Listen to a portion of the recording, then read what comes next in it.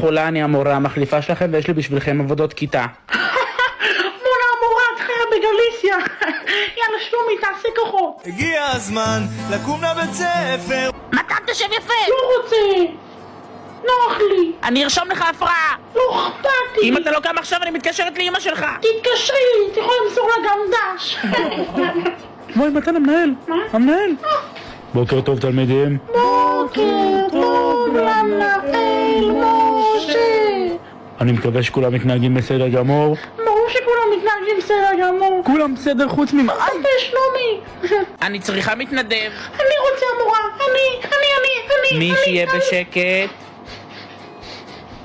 אוקיי, אני בוחרת מי שישב הכי יפה. נעמה, בואי. יש.